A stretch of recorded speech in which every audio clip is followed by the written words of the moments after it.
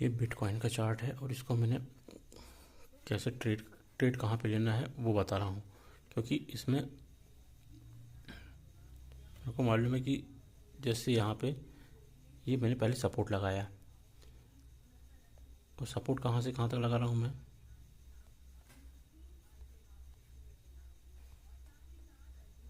यहाँ तक।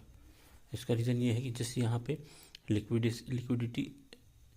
यहाँ लिक्विडिटी यही जिसमें सेलर यहाँ पे दोजी कैंडल जो बना रहा है, दोजी कैंडल जो बन रही है, इसमें समझ लो जो बायर्स हैं वो अग्रेसिव बाइंग करने वाले हैं। क्योंकि यहाँ पे जो रेड कैंडल है उस रेड कैंडल को के अंदर अंदर एक ग्रीन दोजी कैंडल बनी है, जिसके कारण ये एक प्रकार का रिटेस्ट है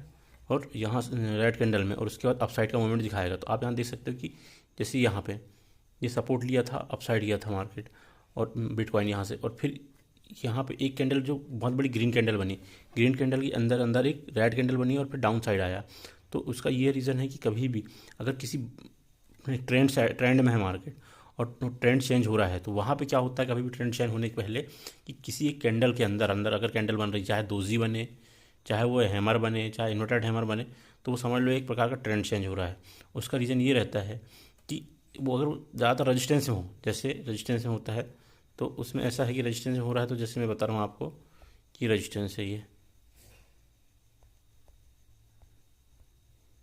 तो ये एक प्रकार से यहाँ से आप ये याद रखना कि ट्रेंड चेंज होने वाला है। उसका रीज़न ये है कि अगर उस रजिस्टेंस को अगर रिस्पेक्ट दे रहा है कैंडल 1 से 2-3 बार, तो आप याद रखना कि कभी भी वहाँ से मार्केट रिवर्सल ही आएगा। उसका रीज़न ये है कि देखो, ट्रेंड चेंज होने का मतलब ये है कि कभी भी किसी एक बड़ी कैंडल, जैसे मान लो अगर मार्केट अपसाइड जा रहा है, मतलब बिटकॉइन अपसाइड जा रहा है और वहाँ पे अगर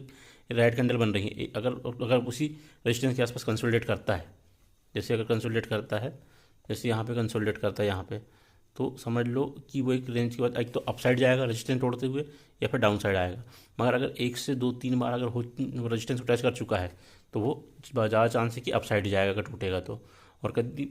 1 या 2 बार कैंडल बन रही हैं या 3 कैंडल बन रही है, उसके बाद तो डाउन साइड आएगा। उसका रीज़न ये रहता है कि जितनी बार वहाँ पे वो कंसोलिडेट करेगा, उतने बार वो मार्केट चांस रहते हैं कि वो अपसाइड जाने के चांस रहेंगे। नहीं तो अगर पहले ट्रेंड